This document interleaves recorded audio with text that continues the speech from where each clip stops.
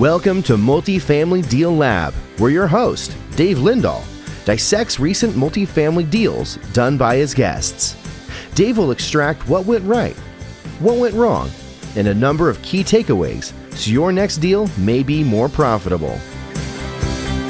All right, welcome everybody. Welcome to another edition of Multifamily Deal Lab, where we dissect deals. And today I've got a father and daughter team.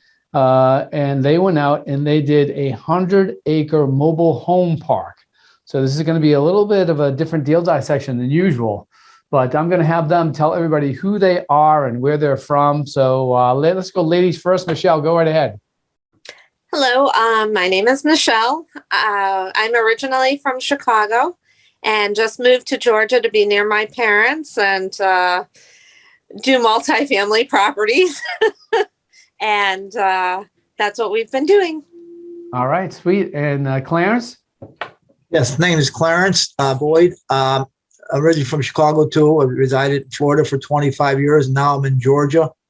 And I'm glad I came here because I went to on the day's seminar there. And my daughter and I was trying to explain to her about the seminar that I retired when I was 38, and she can do the same thing. She gets into this business. It's great. It's a great business. And I've got a lot to explain about it that I thought I knew and I didn't know. And I got it from my mentor, my coach. So you were investing in real estate and retired at 38 by investing in real estate? Yes, but I probably could have retired earlier if I had a mentor. Okay, yeah, that makes sense. But yeah. So from 38 to now, have you just been living off the cash flow of your properties? Yes, and I'm 73. Wow, that's pretty good. That's a good goal for a lot of people to strive for.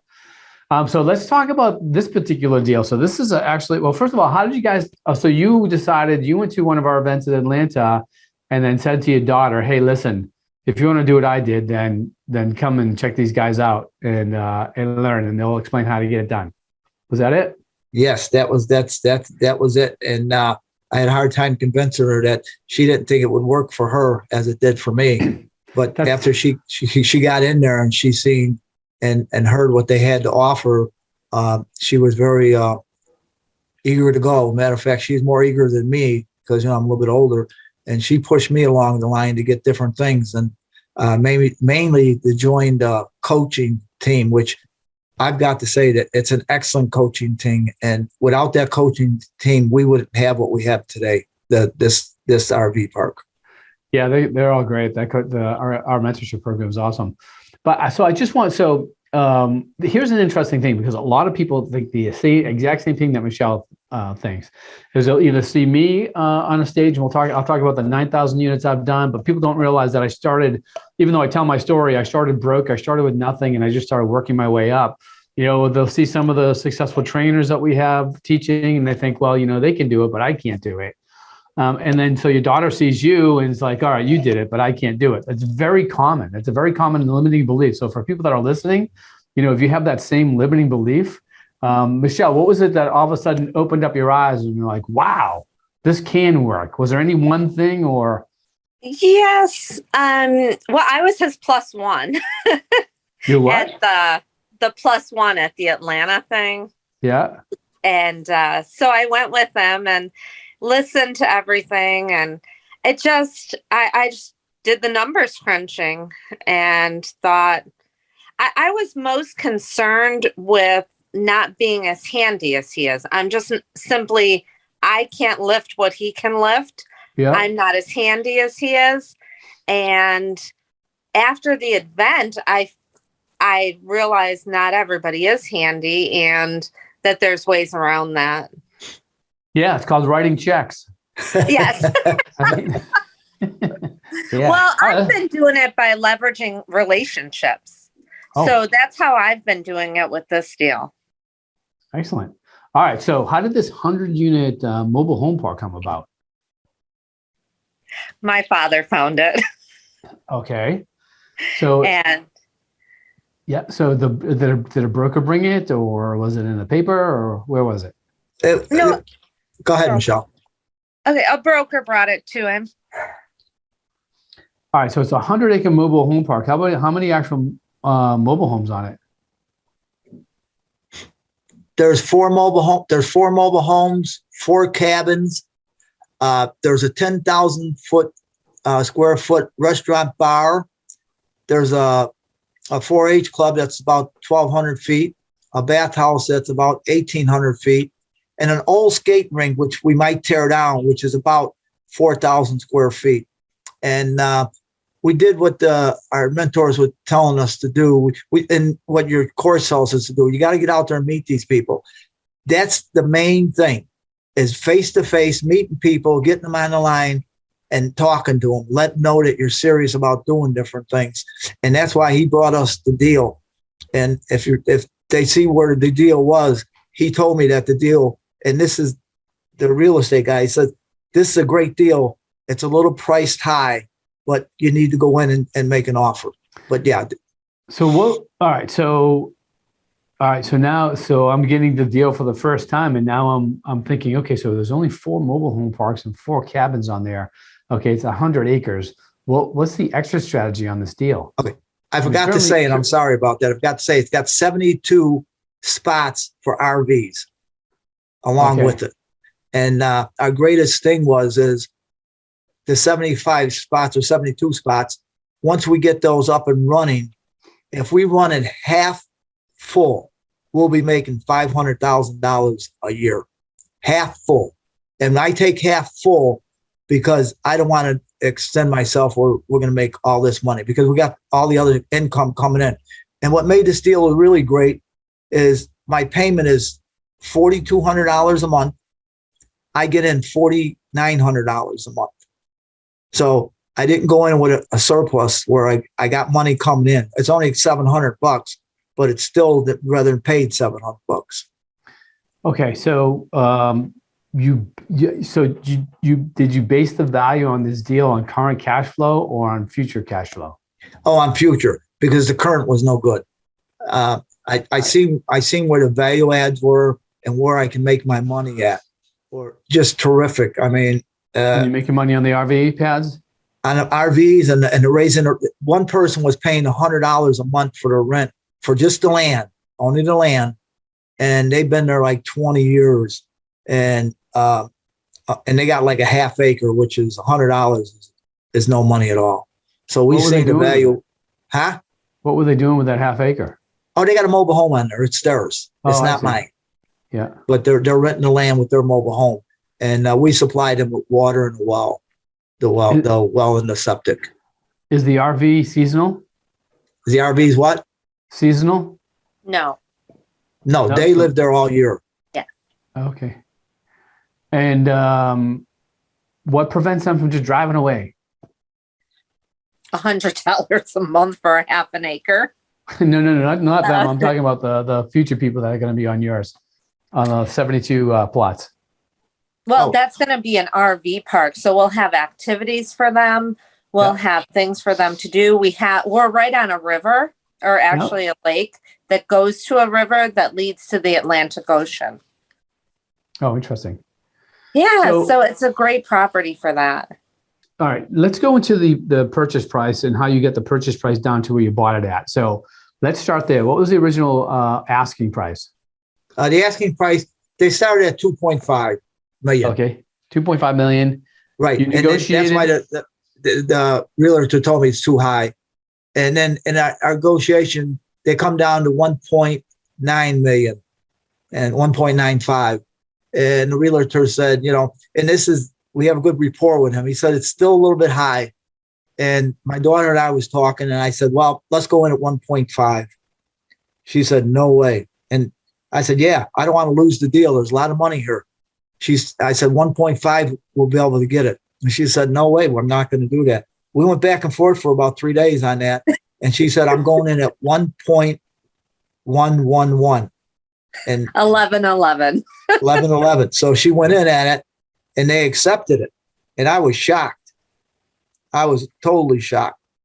And the realtor said, that's awful low. You got a good deal. What did you base that number on, Michelle? I do a lot of motivational things, and 1111 is a very powerful number for new things and for new starts. So I wanted to stay with that theme. And I told him I could get it for 11.11, and he didn't think I could. And so I wrote the LOI. I wrote it in the way that they wrote their listing. It 100-year-old family campground, and they put all of this into it. And so I wrote, we're a family that wants to buy this 100-year-old campground and put a lot into it and make it a family-friendly place and breathe life into it. And that's what 1111 stands for. And they accepted it right away. Wow. Okay. And but that's not what you actually bought it for. Correct. So what happened next? We did our due diligence, and there were a lot of inconsistencies with the listing and the actual property, the listing of it, and then the actual property. There were so many inconsistencies that I strangled my father into letting me offer them $811,000. What were some of those inconsistencies? Like when you went back for the reduction of the offer, what did you base it on? First and foremost, everybody says they're 100% full, and they weren't 100% full.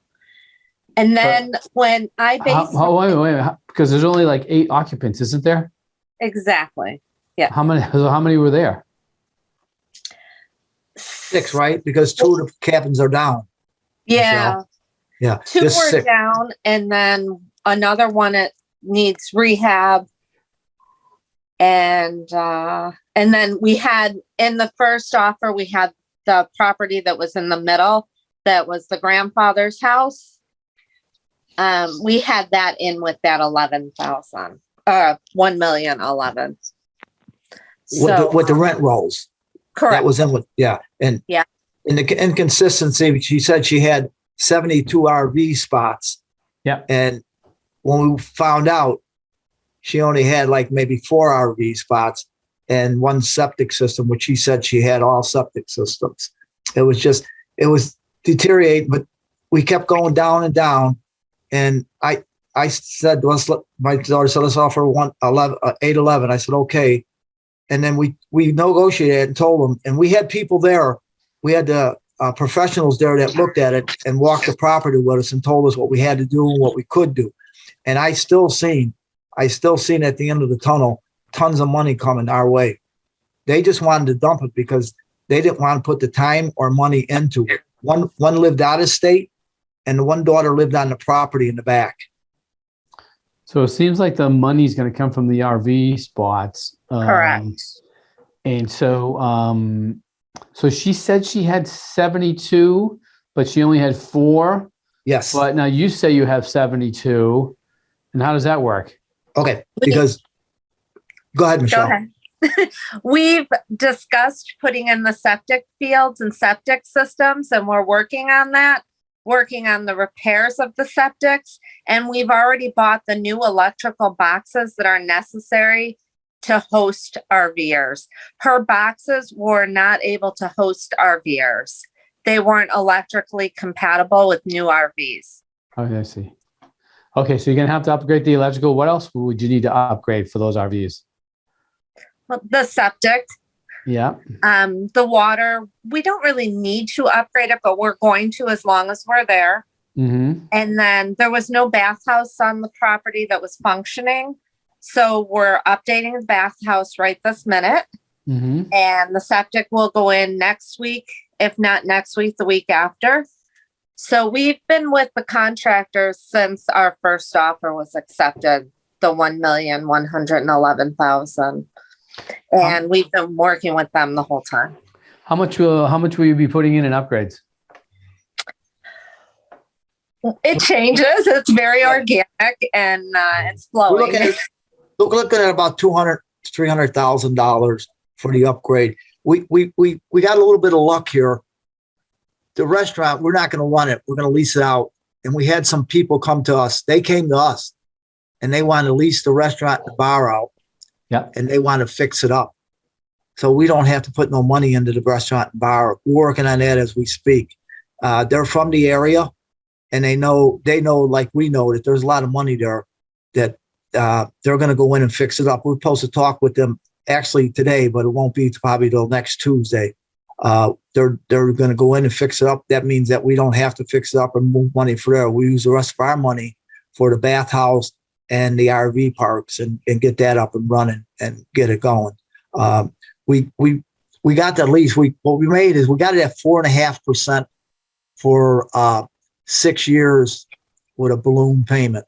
I expect to have it paid off in 3 years and then get our money. And my daughter, I want to sell at the end of 3 years. That's my exit. My daughter said, we're going to make $500,000 to $600,000 a year. We might as well keep it. So we'll discuss that at the end of the 3 or 4 years. Yeah, maybe she'll buy you out. That's good. Yeah, I mean, that's a cash cow. That's a cash now. Plus, you've got some back end value because you're buying it. So how much total were you putting in, did you say? No more than 300,000. That's a little bit high, but no more than that. So now that's 1.1, and you're saying that the property should sell for 3.5 in 3 years. Is that based on the cash flow that you're going to be generating? Right. Yeah. On the cash flow we're going to be generating. But we're going to generate cash flow probably at 500 or better. But we're going to sell the property at 3.5 or 3.8, somewhere around there. So the next owner, if my daughter and I agree on selling it, the next owner will have an instant cash flow and an instant equity in the property. How much equity? That's why we'll be able to sell it. How much equity? How much what? How much equity are you gonna give? Well, let's say if we go at 10%, right, at $500,000, it's just sell for close to $5 million. Oh, I see what you're saying. Yeah, the 10 cap. Right. But that's interesting. So you've got 100 acres there. What else are you going to do with it? Anything? Well, yes, I got a plan for that. With the 100 acres, we got like a little island there. That's probably about 50 feet from where we're at. It's a little island by itself. And we got 60 acres in the back. We're thinking about when I sell it to 3.5 million, I'm only going to sell 40 acres. Okay. Because that's where the RV park's going to be. Yeah. And I'm going to keep the other acres for future whatever. My daughter and I was thinking about maybe putting a drive-in up there or something like that, but we don't know. But we're going to keep the other 60 acres. So all of the outbuildings that you mentioned before are all within that 40-acre RV park, like the skating rink, yes, and all that other all that other stuff. All right. So the 60 acres, does it have access? Is there road? There's a road. There's a main road. Well, 22 acres is the island. You have to take a boat to get there. Oh, okay. So we're not going to sell that. We're going to keep that. But the other.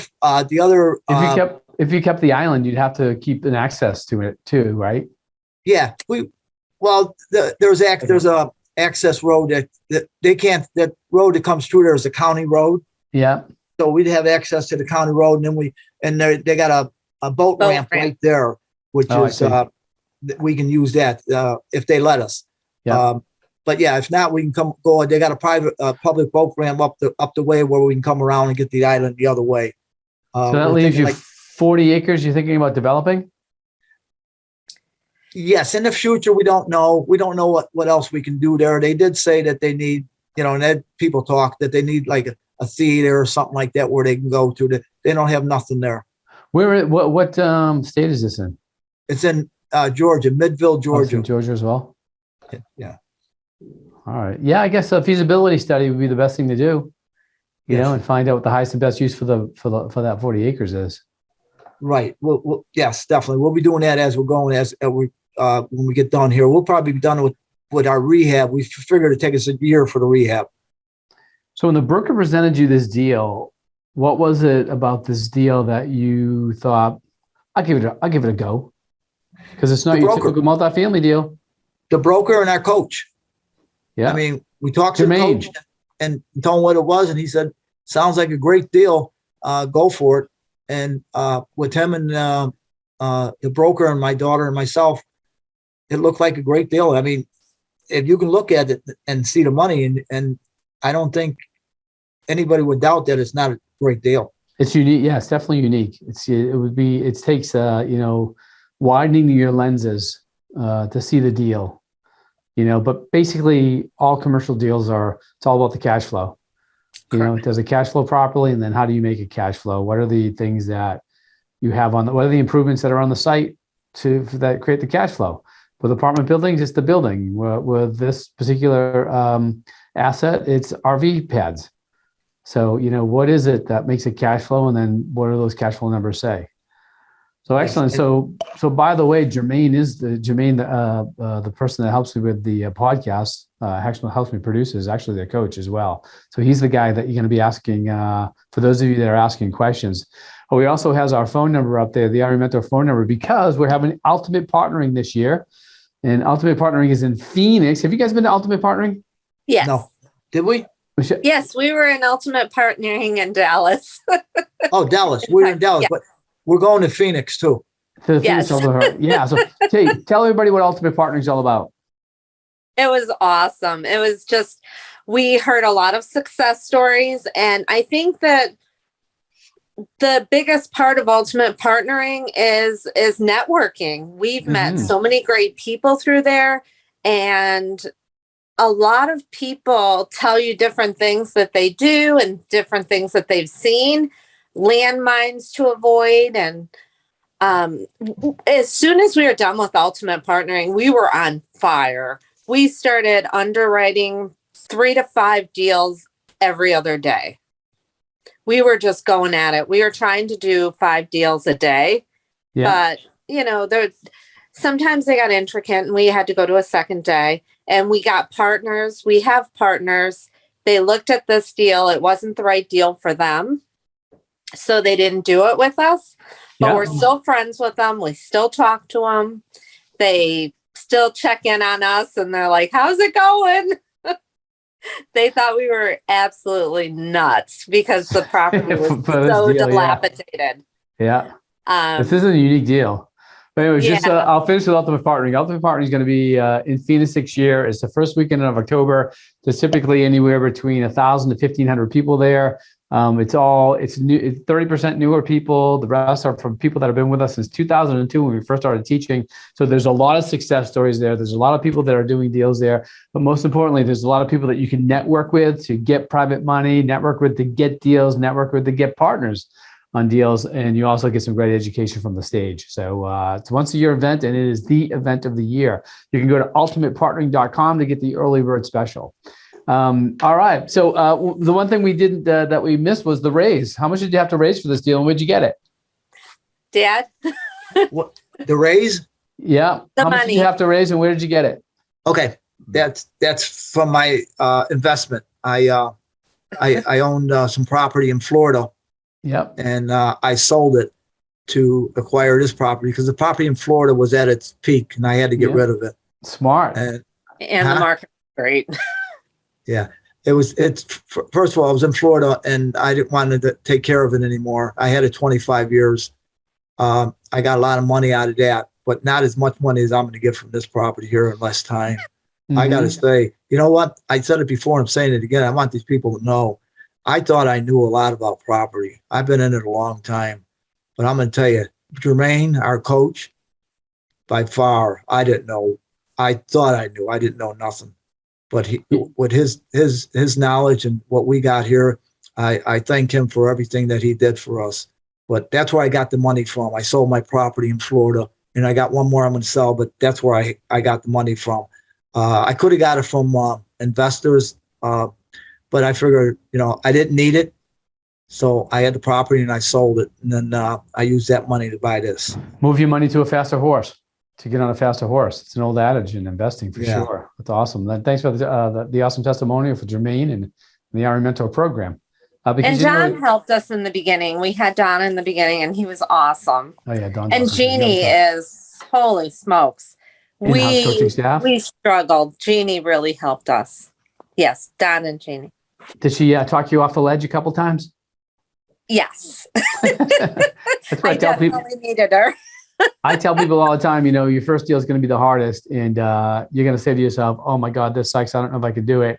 And those are the times when you need to call the office, because this office is staffed by people. When you call, people pick up the phone, and we've been teaching since 2002. They are so accustomed to talking people off the ledge. It's the people that don't call that we worry about, because those are the people that just kind of like, they fade away instead of calling and getting the help that they need to move forward. They don't call, and then they just kind of like drift away. And that's too bad, because there's so much help here, regardless whether it's in property or inside of your head, because you need skill sets on both. And I have to tell you, he wouldn't say it, but I think my dad has been with you since 2002.